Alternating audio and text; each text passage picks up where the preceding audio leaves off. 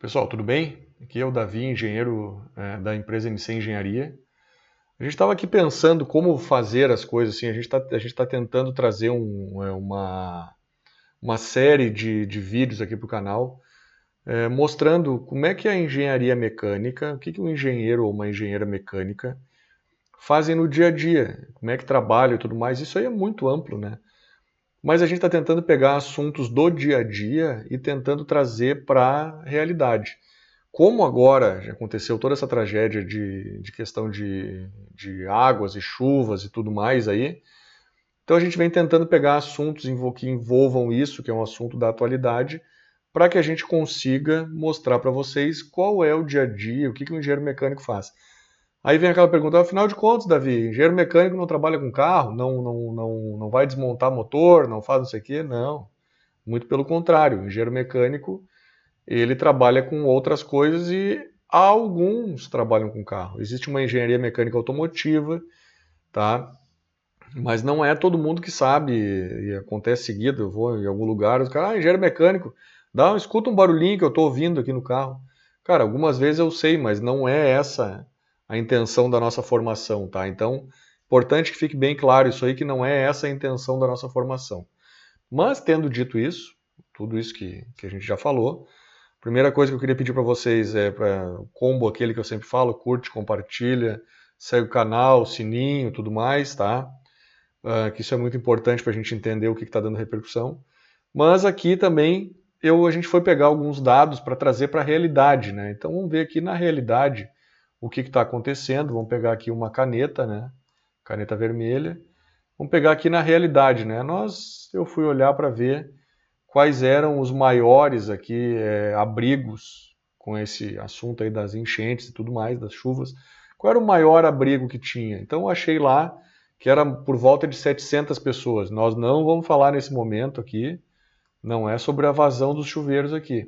Mas imagina, 3 chuveiros para 700 pessoas, eu lá na minha casa tenho 2 banheiros e 4 pessoas, já dá confusão. Tu imagina 700 pessoas para 3 chuveiros. Mas esse é um outro ponto que nós vamos falar depois, a quantidade de água que precisa para isso aqui. Mas agora eu trouxe um ponto, assim, a gente resolveu pensar meio fora, assim, para tentar entender. Então a gente trouxe um ponto aqui, tentar calcular qual é a quantidade de energia que eu preciso para fazer com que essas pessoas, porque esse mês agora de maio que choveu e tudo mais, foi um mês frio, tá? Aí é um mês frio, um mês de inverno, né? É um mês que está ali começando o inverno. Pode não ser de fato, mas realmente é de fato, né? De fato está começando o inverno ali, está começando a ficar frio. Então o que acontece? Eu fui atrás para achar algumas informações, porque muitas noites foram frias e tudo mais, e pensei assim, pô, muita gente deve ter ficado com frio, passado frio, né?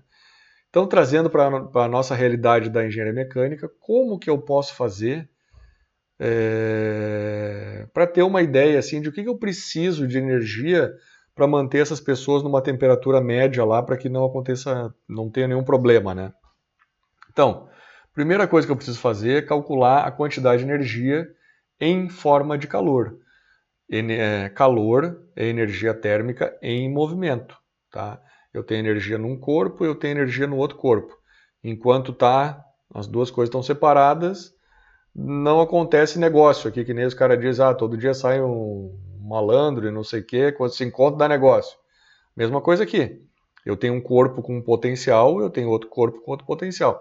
Enquanto eles não interagem um com o outro, não quer dizer que precisa se encostar, mas porque tu tem mecanismos de transferência de calor diferente.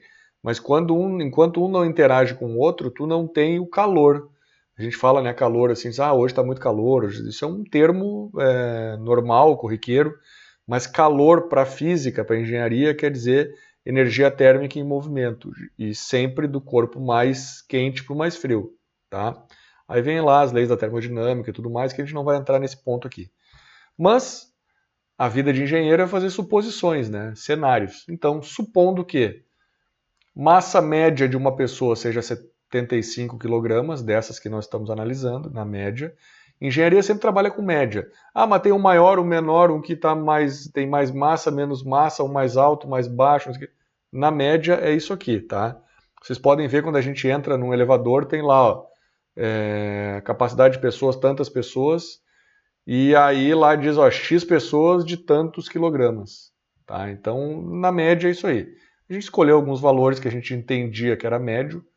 A gente não foi para nenhuma tabela, mas a gente está trazendo alguns valores aqui. Então, se eu tenho 75 kg de massa média de cada um, aqui tem algumas informações que nós vamos usar em outros cálculos, tá? Para calcular qual é a quantidade de calor que o corpo emite, tá? Por cada tipo de repouso e tudo mais. Mas então tá, 1,70 m, 35 anos, e aqui vem as informações. A gente pensou aqui, qual é a densidade média de um lugar? Ah, uma pessoa para cada 2 metros quadrados. Imagina que uma pessoa ocupa 2 metros quadrados. Olha para o chão de vocês, faz um quadrado de 1 metro por 1 metro. Uma pessoa com uma cama, né, tudo tá, 2 quadrados desse ocupa mais ou menos. Só que são números arredondados e tudo para efeito de cálculo aqui, porque senão a gente vai ficar com muita casa depois da vírgula, muita confusão. Tá? Pensem, se eu tenho uma pessoa para cada 2 metros quadrados, eu tenho meia pessoa por metro quadrado. Tá? Tá claro isso aí? Então, se eu quero saber qual é o volume médio, eu estou dando passo a passo do pensamento que o engenheiro tem que ter para conseguir chegar em algum ponto. Tá? Qual é o meu volume médio por pessoa? Isso quer dizer que por pessoa está embaixo e o volume está em cima. É um volume médio por pessoa, entendeu? Então, metro cúbico dividido por 0,5 pessoas vezes 4 metros. 8 metros cúbicos por pessoa. Fácil de entender. Se uma pessoa ocupa 2 metros cúbicos, vezes 4 metros de altura, que imagina que um pé direito, o pessoal está dentro de um ginásio, alguma coisa assim. O pé direito deve ser maior até, mas eu usei 4 metros aqui. Se uma pessoa ocupa 2 metros e ela tem aqui mais 4 metros para cima que ela também utiliza de volume, pode não ter nada aqui. Isso é a massa de ar do negócio. Então, 2 metros quadrados mais 4 metros lineares, vezes 4 metros lineares, dá 8 metros cúbicos por pessoa. Tá? Aqui a conta está um pouquinho invertida para fazer a matemática funcionar. Então, o volume total de ar que eu tenho, de área que eu tenho primeiro naquilo ali, é 8 metros cúbicos por pessoa vezes 700 pessoas. Então, como eu tenho aqui, e aqui a gente falava lá no começo, que um abrigo grande estava abrigando 700 pessoas, então, se eu tenho 8 metros cúbicos de área, de volume por pessoa, vezes 700 pessoas, aquele famoso corta-corta que o pessoal da matemática não gosta aqui também, né? Teve um corta-corta aqui, dá 5.600 metros cúbicos, porque eu multipliquei pela quantidade de pessoas. Quantidade de pessoas são 700, né? Então, qual é a massa média que eu tenho lá de pessoas? Lá de pessoas eu tenho, em média, 700 pessoas vezes 75 quilogramas por pessoa, né? O famoso corta-corta aquele, né? Então eu tenho 52.500 mil quilogramas. Então, se eu tenho 700 pessoas no lugar com uma massa média, um peso médio, peso é força, mas se confunde nisso, eu posso explicar num outro vídeo. Com um peso de 75 quilogramas, uma massa de 75 quilogramas, então eu tenho 52,5 toneladas de pessoas, mais tudo que as pessoas usam. Então, no lugar com 700 pessoas, eu tenho 52 toneladas e meia, tá? Entendido isso aí para vocês entenderem que é muita coisa, né? Mas o que a gente precisa? A gente não precisa da quantidade de pessoas. Nós precisamos saber o volume de ar que tem lá dentro, porque a gente quer pegar esse ar que está lá dentro e pegamos lá numa média lá de uma noite muito fria, foi 8 graus, a noite mais fria que teve ali, a temperatura mais fria, e entendemos que um sono bom estava por volta de 25 graus. Uma pessoa dormindo a 25 graus, ela tem um sono confortável, e a gente estava em 8 graus, então o que acontece? A gente tem um ΔT, uma diferença de temperatura de 17 graus. E a gente quer saber esse volume de ar, quanto que eu preciso de energia para ceder ou tirar, tanto faz, só vai para um sentido ou para o outro, é mais ou é menos, ceder ou tirar energia de uma massa de ar que seja esses 5.600 metros cúbicos de ar, tá? Então, olhando aqui, a gente vem para essa parte aqui da conta, tá? Pensando, qual é a minha massa de ar aqui, então? É o meu, a minha densidade do ar aqui, que é 1,2754 kg por metro cúbico. Então, em cada metro cúbico de ar, onde eu tenho 1 tonelada de água, eu tenho 1,3, quase 1,27 quilos de ar. Então, vocês veem que o ar é muito menos denso do que a água. Enquanto no metro cúbico de água eu tenho 1 tonelada, 1.000 quilos, em ar eu tenho 1,27 quilos de ar ali, tá? No mesmo espaço. Então, se eu tenho 1,2754 quilogramas por metro cúbico de ar e eu multiplico pelo quantos metros cúbicos eu tenho, vamos para o corta-corta de novo. Esse aqui está em cima, né? E esse aqui está embaixo, corta-corta. Eu tenho 7 toneladas, 142,24 quilograma de ar.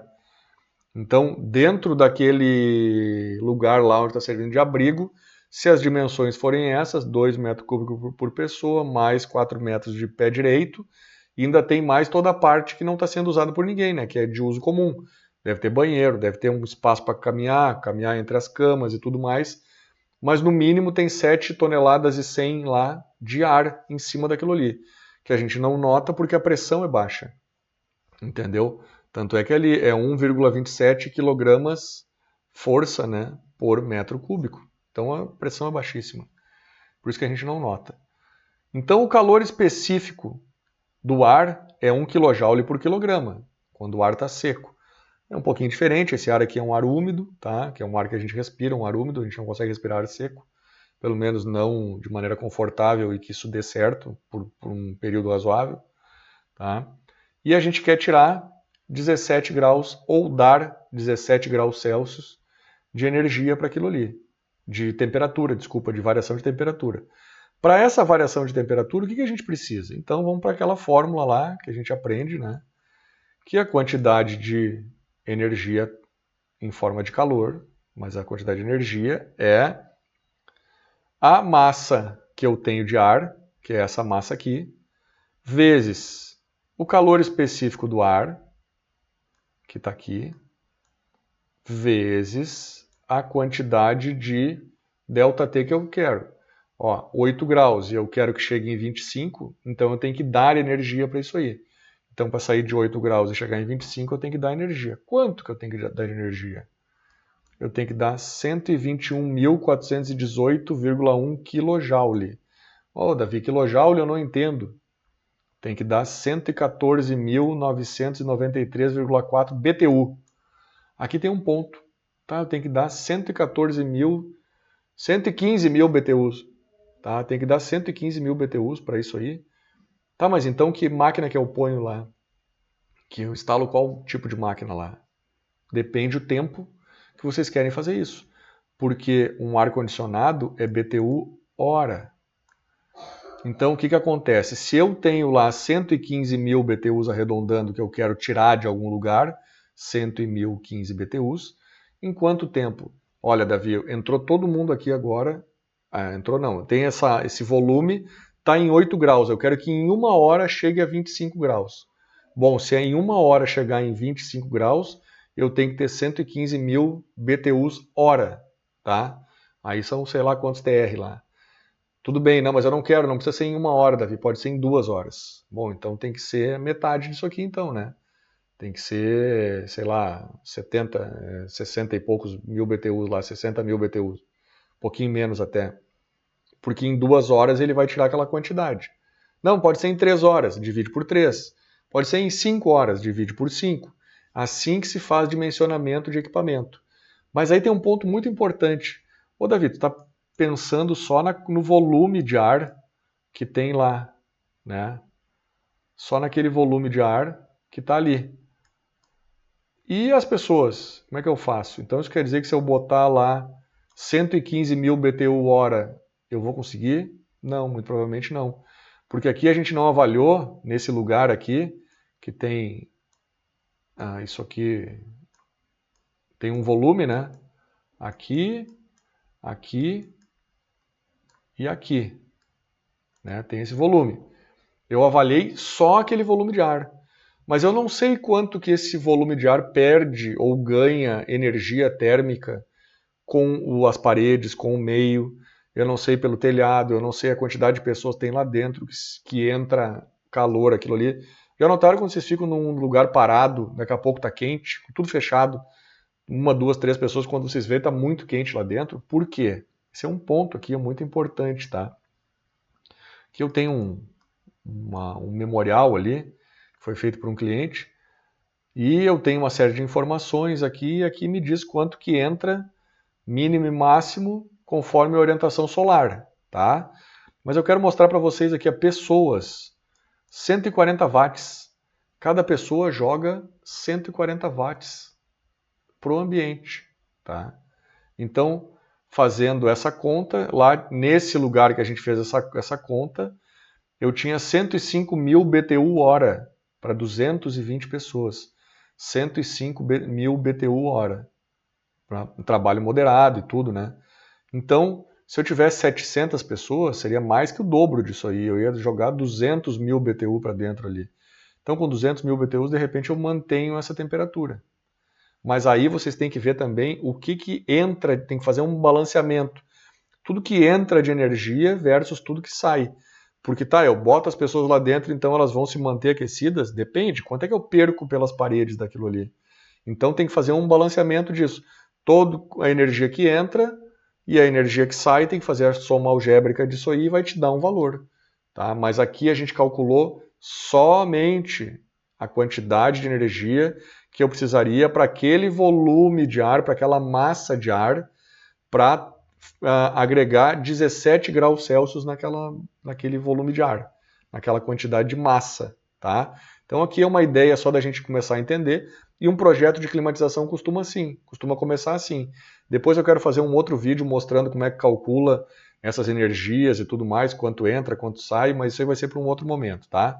Queria pedir para vocês o mesmo combo aquele de sempre, curte, compartilha, se inscreve no canal e tudo mais, e eu queria pedir esse auxílio para vocês aí, tá bom?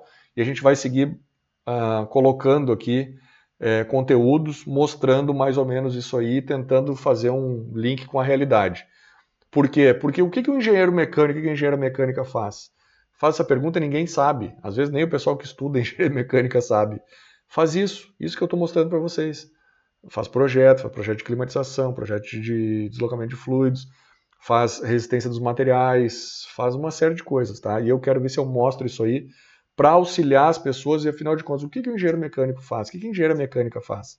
Faz isso que eu estou mostrando para vocês, tá bom? Grande abraço, mesma coisa, curte, compartilha lá, sininho, se inscreve no canal e depois a gente segue a conversar aí que tem mais coisa para a gente falar, tá bom? Grande abraço e vejam o próximo vídeo aí que daqui a pouquinho vai ter outro.